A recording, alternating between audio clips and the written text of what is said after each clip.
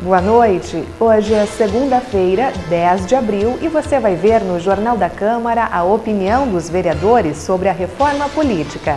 É urgente, mas infelizmente, do meu ponto de vista, ela não pode ser feita dos moldes que vem sendo apresentados e nem nesse momento histórico. E no segundo bloco, uma entrevista sobre a campanha de vacinação contra a gripe que iniciou hoje. Eu vou conversar com o coordenador regional de saúde.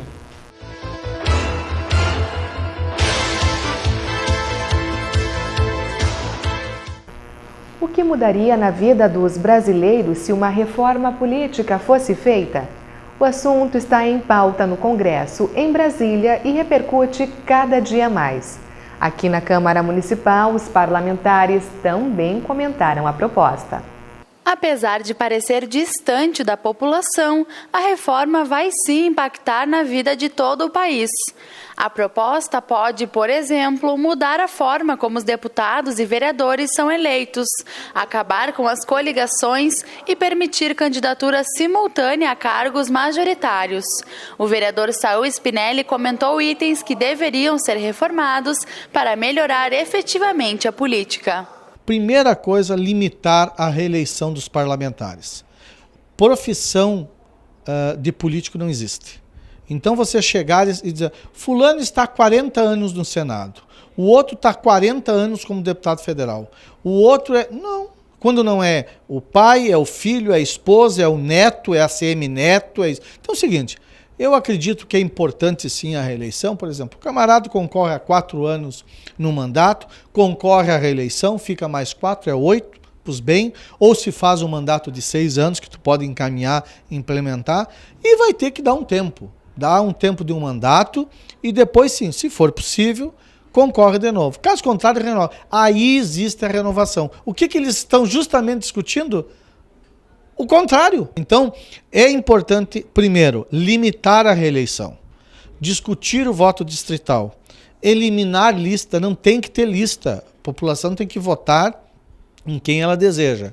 E discutir também essa questão dos partidos. A lista fechada é outra proposta que seria implantada nas eleições de 2018 e 2022.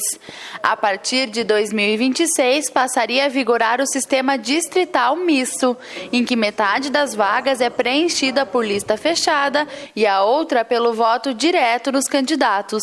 O vereador e doutor em Direito Público Matheus Vespe explica. Hoje o sistema que nós temos é o de voto em lista aberta, voto proporcional em lista aberta, que possibilita, pelo menos que na hora do voto, o eleitor, seja para vereador, para deputado estadual ou federal, vote diretamente no candidato que compõe uma das listas partidárias que ele tem à disposição. Não é o melhor sistema, eu advogo o sistema de voto distrital, mas pelo menos o voto em lista aberta é melhor que o voto em lista fechada, porque, diferente do voto em lista aberta, em que eu posso votar diretamente no candidato, o voto em lista aberta possibilitará o voto tão somente na legenda. Então nós não votaremos, por exemplo, o meu número era 45123, né? Isso não mais poderá acontecer. O candidato terá apenas um número da lista, e aí o eleitor votando apenas no 45, exemplo que eu cito de mim, ele votaria já um critério hierárquico estabelecido de antemão pelo próprio partido. Então, se o partido, por exemplo, fizesse 5 cadeiras, os 5 vereadores eleitos seriam os 5 que o partido estabeleceu na ordem hierárquica partidária. Não seria mais aquele que o eleitor escolhe diretamente e deposita o seu voto. O vereador Márcio Patucci também é advogado e defende que a reforma política é necessária. Porém, ele questiona algumas propostas feitas pelo governo. Eu acho que é um momento importante para que o Congresso Nacional consiga discutir uma nova pauta, um novo modelo de reforma política. Nós já temos no Congresso Nacional a apresentação de um relatório que submete alguns indicativos. Em relação ao voto em lista, eu sou absolutamente contrário. Isso prejudica o interesse do eleitor em escolher os seus representantes. Isso vai favorecer com que determinados grupos e partidos consigam ter essa preponderância em relação à escolha dos eventuais candidatos e que vai, de certa forma, contrário ao nosso princípio da democracia. Outros aspectos em relação ao financiamento de campanha, financiamento público, nós ainda estamos analisando, mas de sobremaneira é importante essa reforma e que o país consiga despertar um novo momento político, tendo em vista os diversos acontecimentos e as operações que estão acometendo e que estão ocorrendo aí em face de todo esse sistema eleitoral que nós temos no país. Para Alex Necker, esse não é o momento e nem o modelo ideal para a reforma. Primeiro, eu acho que a necessidade de uma reforma política ela é urgente, mas infelizmente, do meu ponto de vista, ela não pode ser feita dos moldes que vem sendo apresentados e nem nesse momento histórico, porque nós vivemos um momento histórico de retrocesso, de ataque a direitos, de recrudescimento da participação democrática do país. Então, acho que neste momento histórico, com o governo que nós temos, é temerário, para não dizer outra palavra, qualquer discussão em torno de uma reforma política. No meu ponto de vista, a reforma política tem que ser para ampliar a possibilidade de participação democrática do cidadão, com fortalecimento dos partidos existentes, com reconhecimento do direito das minorias estarem representadas no parlamento, com ampliação dos direitos e da participação da mulher na política brasileira.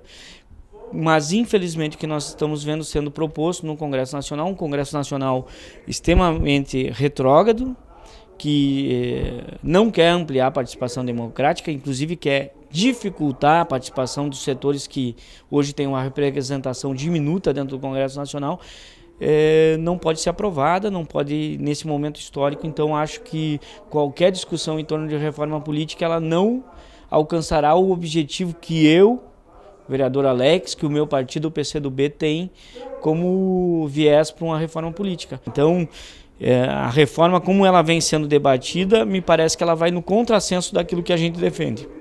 Nós queremos mais democracia, nós queremos mais participação. E não é isso que vem sendo apresentado pelo Congresso Nacional. E hoje você assiste ao Câmara Mulher. No programa de estreia, a jornalista Cláudia Tainá recebe o presidente do Legislativo, o vereador Patrick Cavalcante, e também a ex-vereadora Cláudia Furlaneto, a proponente da ideia. Enquanto única mulher na Câmara, por óbvio, tínhamos o compromisso de propor ações e a TV Câmara não era diferente em relação a programas que trouxesse, então, a pauta do gênero, a pauta da mulher, discussões importantes para casa. E assim o fizemos, esperamos os trâmites legais da casa, são comissões que passaram, são a própria mesa diretora na época que eu também fazia parte. E hoje, feliz aqui podendo estrear esse programa, onde tenho certeza que vamos poder dar visibilidade a essa pauta tão importante e necessária. A gente discute muito da importância da mulher no cenário hoje, não só político, mas em todos os cenários. Hoje a mulher ela é importante a sua atividade.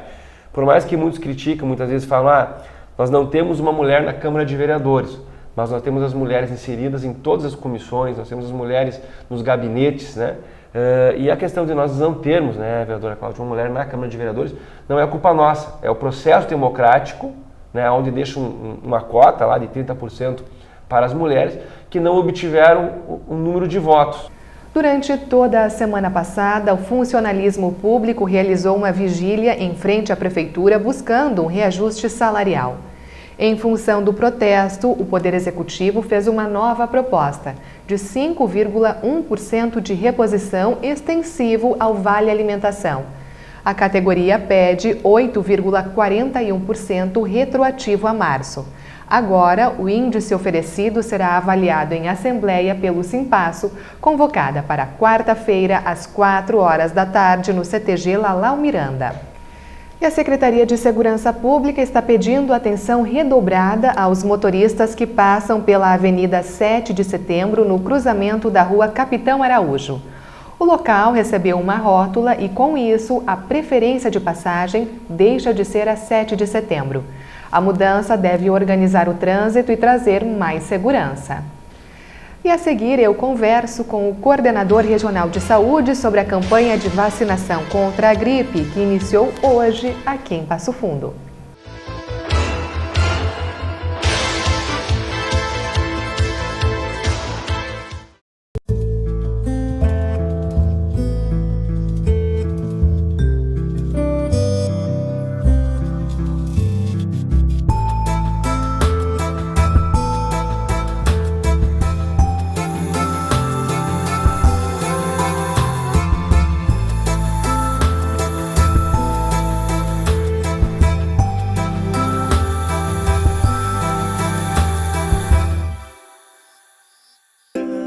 Números. Eles não são importantes apenas para a sua empresa, mas também para milhares de trabalhadoras. A licença maternidade de 6 meses faz bem para o seu negócio, que recebe incentivos fiscais. Faz bem para a mãe, que fica mais tempo com seu filho e volta mais motivada para o trabalho. E faz bem para quem ainda não sabe nada de números, mas já começa a perceber a diferença que eles fazem.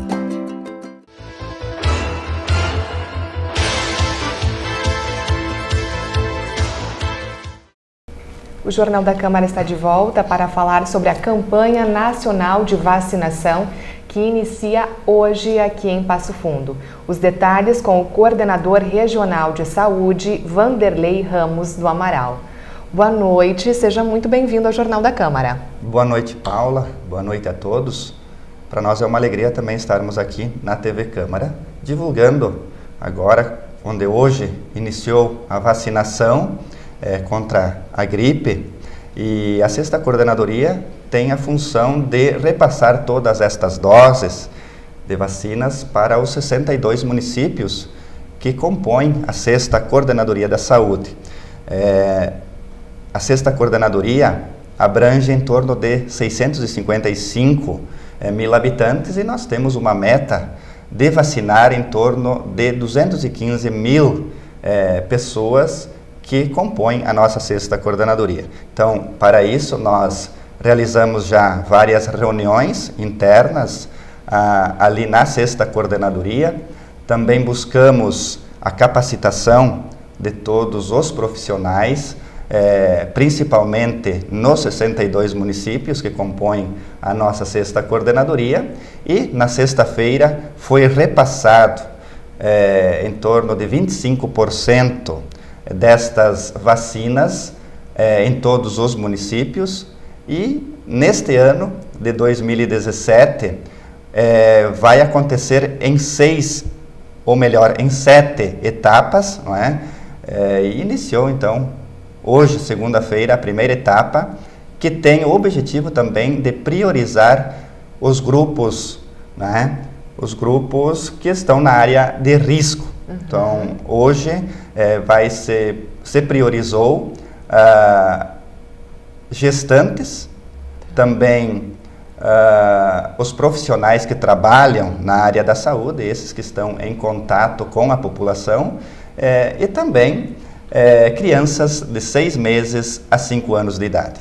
O senhor disse então que são 7 etapas, hoje então esses 3 grupos de risco, e a partir de quando outros grupos que a gente tem aqui então, indígenas, idosos, puérperas e doentes crônicos, a partir de quando esses outros grupos podem então procurar os postos de vacinação? Sim, a campanha ela tem início dia 10, hoje, segunda-feira que iniciou, e ela se estende até dia 26 de maio.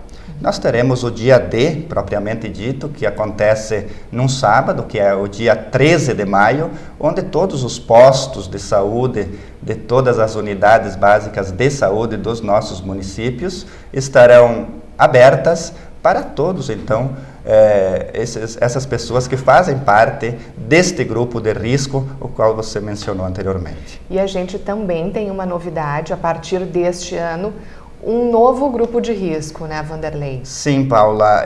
Neste ano foi também incluído os professores da área pública e também da área particular. Então, também terão direito de fazerem a vacina e integrarem também o grupo de risco, porque os professores estão também em contato com os alunos, não é? Então, com toda certeza também precisam fazer esta vacina. É importante a gente ressaltar de fazer a vacina, de procurar os postos de vacinação, em função também de que tem uma redução nos casos de internação de pneumonia também, né, Vanderlei? Com certeza, Paula, já é comprovado isso, não é? Que reduz até 45% os casos de internação por casos de pneumonia, não é? E isso é muito importante, então, levar ao conhecimento da nossa população. É muito importante a realização desta vacina, não é? E que, com certeza, há dados aí que comprovam tudo isso. E também a gente sabe que a vacina leva um tempinho aí para fazer o efeito. São apenas 15 dias, eu acho, né? 15 Isso. dias, mas a gente tem todo inverno rigoroso pela frente, Vanderlei. Com certeza, esta vacina ela demora então 15 dias para fazer efeito, então agora é um período importante, não é? O frio ele vai chegar com toda a certeza, né? Então, para que todos possam se prevenir, fazer a vacina agora, esses grupos de risco que estão mais em contato com a população, que eu já mencionei, não é? Que são os profissionais da área da saúde, também as crianças de 6 meses a 5 anos e também, não é, as gestantes, que a gente inclui como de mais risco.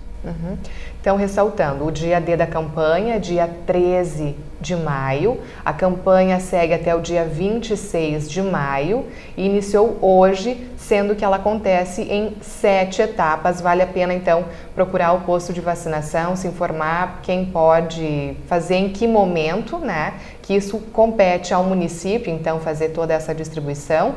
E, Vanderlei, algo mais antes da gente encerrar a entrevista? Sim, Paula, assim fazer um chamamento também para que todos façam a sua vacina. Então também não precisa correrem até as unidades de saúde agora, né? Hoje iniciou o primeiro dia, então todas as informações, as equipes, os profissionais da saúde em cada município terão todas as informações e que busquem estas informações, principalmente essas pessoas que fazem parte do grupo de risco, façam a sua vacina. Então a 6ª Coordenadoria tem esta função de repassar todas estas doses e com certeza repassará todas essas doses vinda do Ministério da Saúde, repassa para a Secretaria do Estado e a Secretaria do Estado nos repassa aqui para a 6ª Coordenadoria para nós fazer esse contato, fazer esta capacitação a todos os profissionais e realizar mais uma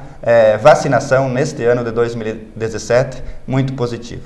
Uma dúvida agora de quem está assistindo, tenho certeza, quem não está no grupo de risco, e nenhum grupo de risco, assim que a campanha encerrar, lá em maio, vai poder então ter direito à vacina? As doses serão aplicadas daí para todo o público após o término da campanha, Vanderlei? A princípio, as doses são enviadas para este grupo de risco. Nós temos, não é, a meta de vacinar essas 215 pessoas, não é? Nós queremos atingir o maior percentual possível e se porventura sobrarem algumas vacinas, serão enviadas sim para as unidades de saúde e as unidades de saúde dos municípios é que farão todo o planejamento e que vão fazer a informação então para a população. Joia.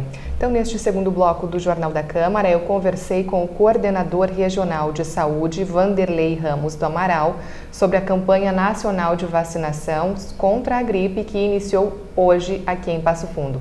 Vanderlei, obrigada pelas informações, uma ótima noite para ti. Obrigado, boa noite a todos. Boa noite também a você que acompanhou o Jornal da Câmara. Nós temos um novo encontro amanhã. Uma boa noite e um ótimo início de semana.